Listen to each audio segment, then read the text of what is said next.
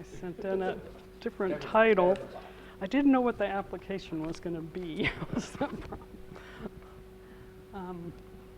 I would also like to thank the organizers for invitation to participate, which made it possible for me to attend both the program the last few weeks and this workshop. In addition to an outstanding technical program this week, I think the last couple of weeks it's been a unique opportunity to interact with the collection of experts in the area of design of experiments and various application areas that has been really stimulating. I am going to present some work demonstrating an application of computer experiments, specifically a study to understand, based on results from a computer calculation, impacts of a pandemic influenza outbreak. I'm not talking about clinical trials. So these are strictly runs of a computer code. And there's a fairly large team of people that have been involved with different aspects of this study, including participants from 3 different national laboratories in the US, as well as participants in different disciplines such as epidemiology, zoonotics, statistics, engineering, and physical sciences.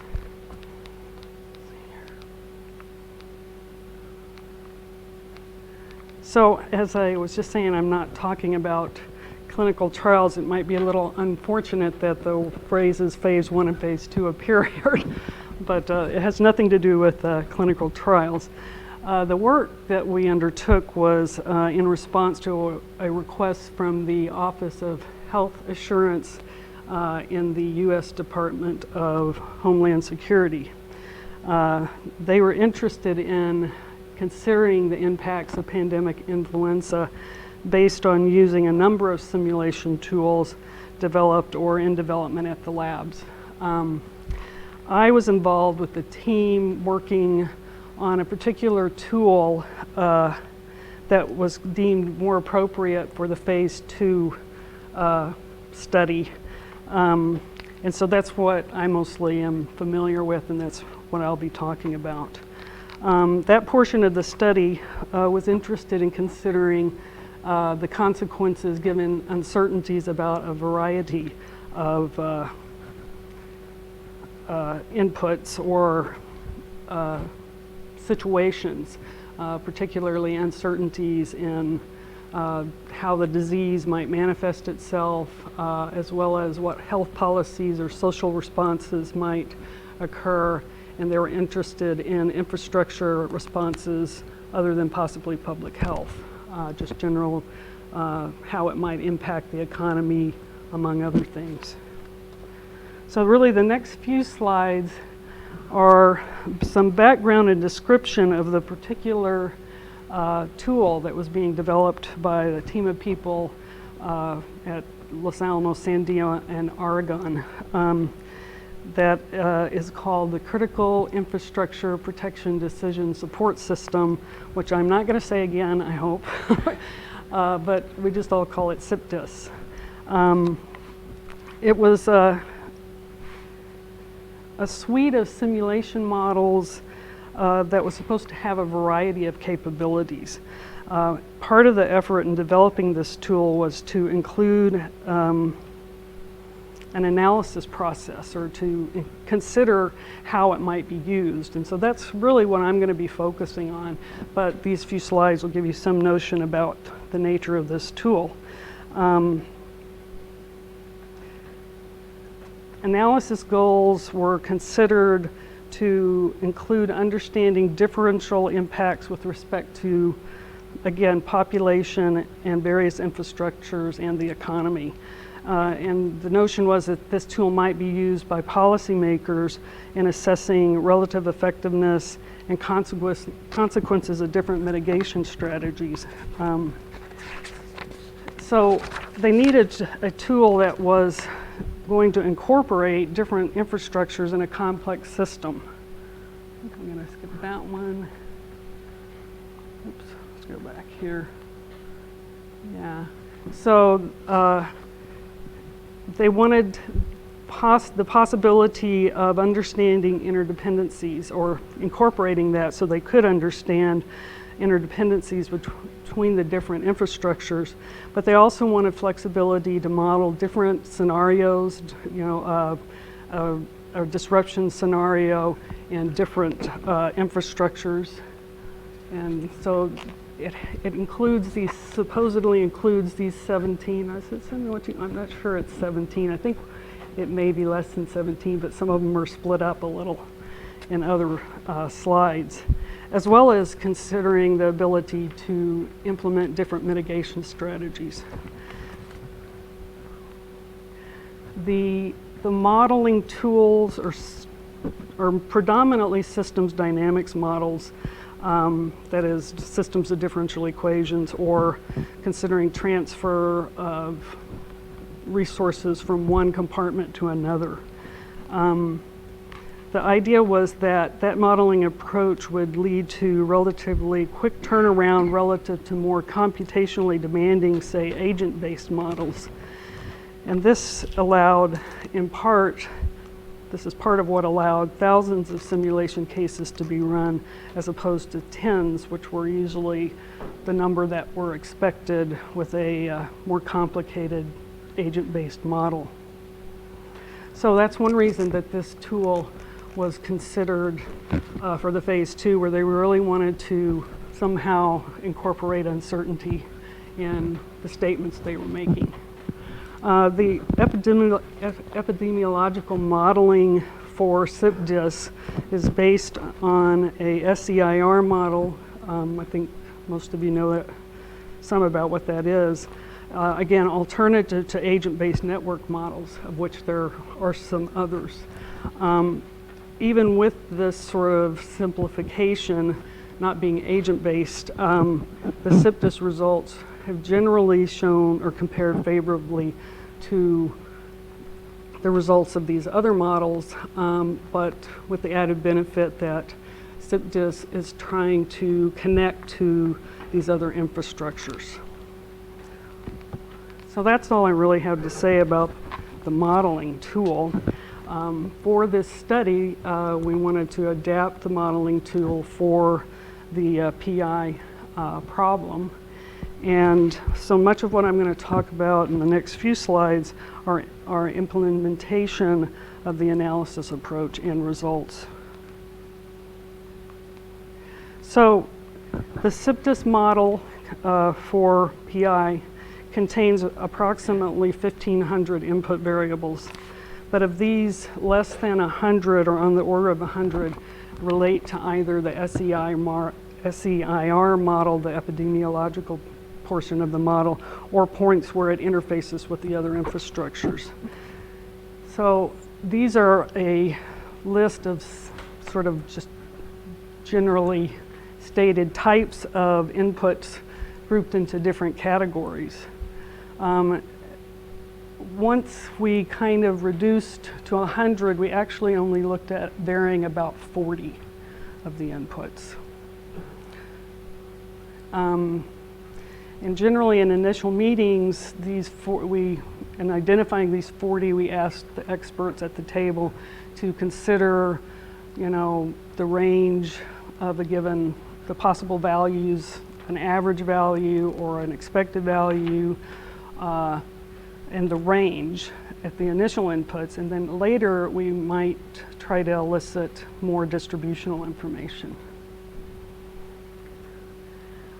In terms of mitigation strategies, these were the things considered for this study.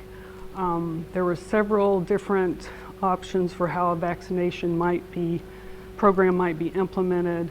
There was the possibility of having antivirals available and distributed in a certain way, and whether or to what extent either quarantine is publicly recommended or people would just naturally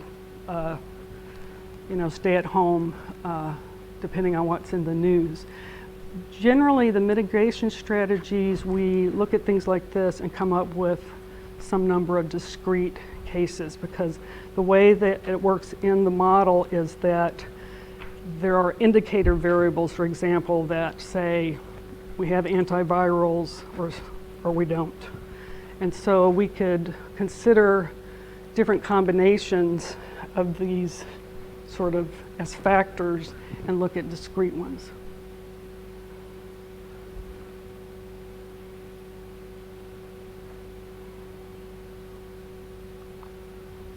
And then because of the ability for the model, the SEIR model, to interact with the other infrastructures, we can get a lot of model outputs related to a lot of different areas.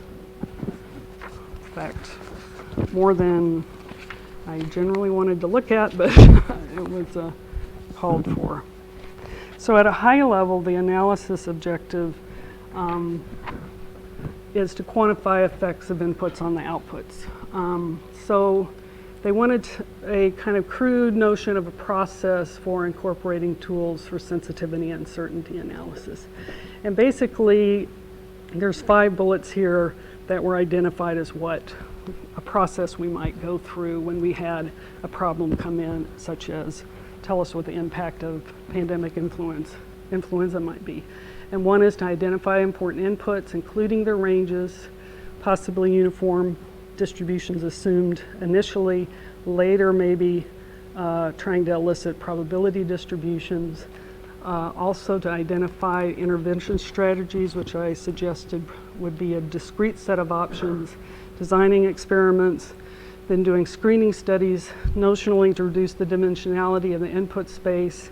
And those, for the evaluations we were doing, we were using a sensitivity metric, the kind of typical thing you might think of as a statistician, a R-square type of correlation, Pearson correlation coefficient, to kind of rank the, not really rank, but evaluate individuals or pairs of inputs as being most influential or inducing the most variability. And then in the end, characterize the uncertainty in responses induced by input uncertainties. And a lot of that at that stage is just doing simple histograms and comparing cases, a really exploratory kind of graphical data analysis there. So that's a kind of overarching the analysis approach.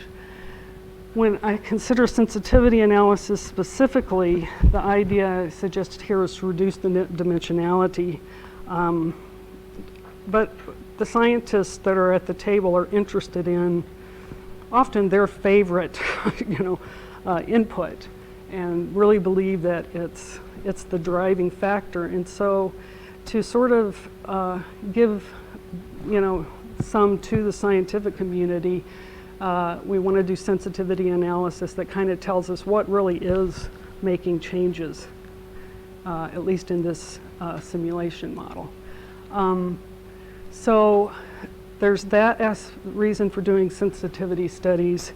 There's also this notion that I'm probably going to eventually, to do uncertainty analysis, I'm going to want to elicit distributional information on these inputs, or somebody's going to have to do it. And it's easier to do that with fewer than it is with more. So there's multiple reasons to undertake sensitivity analysis prior to an uncertainty analysis. So the way we typically started off is that we wanted to reduce the dimensionality of the input space. I have here that we started with 32 of about an initial 100 parameters for the sensitivity analysis. It varied. I thought it was 40. I think we redid the experiments, and one time it was 40 for sure. But for this particular graphic, it looks like they were looking at the study where there were 32. Again, as I was saying, we would typically use a uniform distribution initially, just hoping that they give us a pretty reasonable range in trying to educate the people at the table that they don't want to make the range too narrow, but at the same time we want to be somewhat realistic. Once we'd done that, we reduced to about 20, which maybe doesn't seem like a lot of reduction. And as part of this exercise, we typically kind of aggregated across all of the responses, which is kind of what this graphic is showing. I know it's hard to see, but across the bottom are basically a set of responses. and across the vertical axis are inputs. And then the color is just a color scale associated with the sensitivity metric. So you can kind of see that there are some that really aren't doing much, and there's a few that seem to be the big players. We wouldn't necessarily want to eliminate all of them because the big players, as it showed, are kind of mostly related to the disease. You know, what's the fatality rate, or how infectious is it? What's the time to recover, and what is the time in the different stages? Particularly, they were interested in the period when a person is infected, contagious, but doesn't have symptoms yet, and are still going to work and out in the population. They thought that would be a really important factor. So it seemed like most of the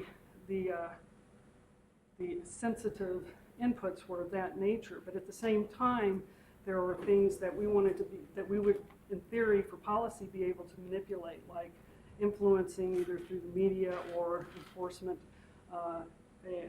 more social distancing. So there might be parameters that maybe didn't come up as driving a lot, but that we want to keep them because we might want to manipulate them later.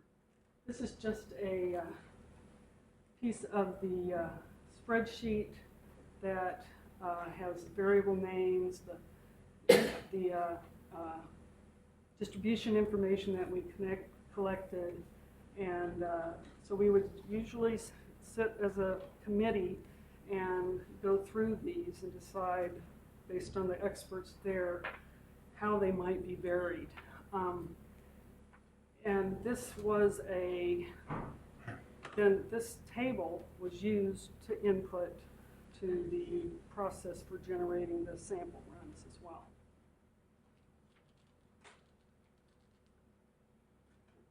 And this is a partial list. The sampling approach I'm using is OA-based Latin hypercube samples. I figure most of the people in the audience have some familiarity with this. This is a slide from another problem again, where here I was just explaining that the intervention strategies, there were 8 discrete cases, and we basically considered the same set of samples for every one of those cases. And that set of samples was from an orthogonal array-based,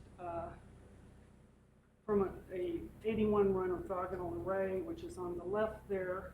There should be about the colors. The green is in the middle, which seems kind of funny because the purple and the red to me look very similar, but you basically take that kind of orthogonal array structure, and then so each one of those dots, those 27 dots on the left, is 3 replicates, but we take those 3 replicates and we disperse them in the box defined by that bin to get a Latin hypercube sample. So the design used was the one on the right here, and you have that kind of picture for every 3-dimensional projection space. And I think most of that is familiar. So that's the type of experiment designs we were using. For uncertainty analysis, basically, again, they're saying, well, we want to consider the process of the sampling the input space and seeing what the uncertainty and the responses are. And I'll just go, this slide is just mostly, I wanted to put up again that we have these 24, we have these actually 6 different vaccination strategies, and then 2 each for antivirals and social distancing. That on-off antivirals isn't that there are no antivirals or there aren't. It was related to sort of the distribution and quality of the antivirals being low or high. And so those 6 times 2 times 2 define 24 scenarios. And so we did a 512 run Latin hypercube sample on 20 factors for each of those 24 scenarios for the uncertainty analysis. So the next few slides, which I'll zip through, are kind of looking at the results of that final study. This shows in this graphic, there's only 12 plots, and I guess you can't really see, but the top corner there is the case, the top left corner is the case where there was supposedly no targeted vaccination and no contract. It was a certain vaccination policy option where there was no contact tracing. Basically, we did nothing. Though nothing isn't exactly nothing. And then there was no enforced or no enhanced social distancing and no antivirals. And what's being plotted there are the fatalities, cumulative fatalities against time for the 512 runs. So the outputs are typically a time series of some sort. And for the sensitivity studies that we did, we typically picked a feature of those curves, and that's what we did the sensitivity analysis based on. And you can see that this lower corner is a better vaccination policy, supposedly, and social distancing and antiviral. And so this array shows that it looks like if we go, I think it's downward, is how the, let's see, is it? I can't even see it. Downward is the change in antiviral and social distancing policy. You see that and the scales are all the same on all the curves, that there is improvement with having social distancing implemented and not, and then across is different vaccination strategies. This gives a notion of that we had different distributions on these inputs, and they induced for the different social distancing and antiviral options, different sorts of density curves or histograms, basically, for the responses. That, in this case, suggesting that social distancing leads to a lower calculated or observed attack rate than if there was no social distancing. And this was under the one vaccination strategy. You can imagine having a plot like this for each vaccination strategy.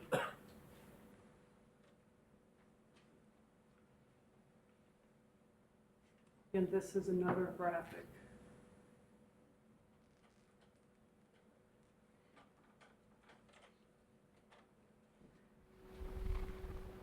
So what was observed here was that about half the fatalities for the base case, which is the less, they call it no mitigation strategy, and I assume that's no antivirals and no social distancing, that about 6 million of about half the fatalities are less than 6 million. This is just the number, the output of the number of cumulative fatalities. The other half are greater. About for half of the cases, the number of fatalities was greater than 6 million. Whereas for this case on the right, where there was targeted vaccination followed by mass vaccination with a supposedly better vaccine, all of the, well, let's say 85% of the cases had fewer than 1 million deaths. Another. This one I think I had up before. It's total illnesses. And so it's, if you look at the cases on the right that are labeled social SD, no AV, SDAV, those are the cases where there was a social distancing policy. And the ones on the left, there was no social distancing. So generally, you can see that the means of the box plots are lower if there's social distancing. For peak fraction workers unavailable, though, you can see that, on the other hand, an economic indicator that if you have social distancing, people aren't at work. Not a big surprise. But these are the sorts of things that go into considering economic impacts. Again, this is looking at the average number of deaths. In this case, averaged. It looks like the best strategy is strategy that has social distancing, antivirals, and strategy 4 on vaccination, which again is mass vaccination with an early vaccine that works for the particular strain. Might be hard to get. Whereas the best strategy, if you're thinking of economic cost, would be no social distancing. And then this is showing some variability in the results. Just to conclude, the kinds of conclusions that were made based on these simulation results, and I added the based on to the slides that were presented by others at other meetings. I added that for this one, that these are really based on simulation results, but I've observed that they often just kind of say, this is what we know. But it's based on a simulation. I think they're pretty good. It's a good simulation, and it's reasonable kinds of trends, but it is still a simulation. That the high variability in outcomes of pandemic influenza is primarily due to uncertainty in biological factors. It's claiming that there is a substantial likelihood of a severe pandemic consequences under certain mitigation strategies. I think I would direct to the bottom one, which is for me of interest, is that they're looking at these trade-off issues. And they're saying now that it would be interesting to do combined equivalent cost, use some sort of robust strategy, and consider sort of a cost-benefit trade-off. Up to this point, it's strictly been kind of these sort of graphical exploratory data, which is appropriate for policymakers, but a lot of the scientists would like to see more done. Thank you very much.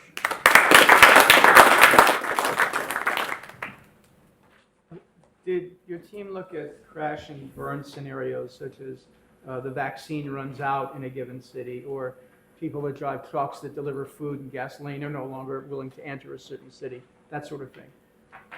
In the sense, okay, the former, what was it that we run out of vaccine? Was that Yeah. There is, one of the parameters is vaccine stockpile, or how much, or antiviral stockpile, or how fast they can produce vaccine. So if they put those at extreme values, then yes, that's incorporated. The other one you said. Well, yes, the way, everybody thinks less food so. comes from supermarkets, but it actually comes from trucks. Yeah. That whole thing. The one I showed there, worker unavailability, it's that, well, what workers aren't going to be available? They try to some degree to incorporate that, but I'd say that it's not perfect, okay? Because they're showing this is worker unavailability, but they don't say, you don't realize that this isn't a agent-based, so they're just doing transfer, rates from the worker population. It's a particular person that drives the truck. Yeah. If that person gets sick, they don't necessarily replace them really fast. And I don't know to what extent that this kind of model I'm also can curious do that. about whether you incorporated the effect of mass media on the phenomenon. So the answer What do people see on the TV? The answer to that is directly no. But the again, there were parameters associated with the extent to which social distancing occurred. So there's a factor in the model about how much social distancing happened. And so one would consider that what the media says or what the media is reporting would be something that would affect that parameter. Some of the computer experiments we heard about earlier, it takes a long time to produce one number, is my impression. Here the problem, to some extent, is the statistical one of an enormous amount of data and can be produced in not very long time, is that right? You've shown us a lot of stuff. How long There's is not enough, we can't do enough to do Monte Carlo. okay. So we can do thousands. We did 24 cases, 500 runs, that's 12,000 calculations that were done. In And I want to say it was in, say, maybe 2 to 3 weeks. Did you say the magic number was 3 weeks? They like to, have a set of numbers at the end of 3 weeks. I observed, and observing them collecting this data, is that I think it really didn't take them that long to do the calculations, like maybe a week. But setting it up and knowing that it was right and not having to do it again added a lot of time. oh, yes, Just a quick one. I mean, no limited experience of disease modelling, but there are some very critical parameters inside these models, like infection rates and things like that. I mean, are you being asked to look at the sensitivity of the outcomes to some of these absolutely key parameters in these models, or is it sensitivity with respect to decision making? I mean, what is it? Is it parameter sensitivity or? The scientists are interested in that kind of question. What is really driving this? So I do have one more slide, which maybe it's not all that interesting. It would take me a while to explain it, actually. But, just what is the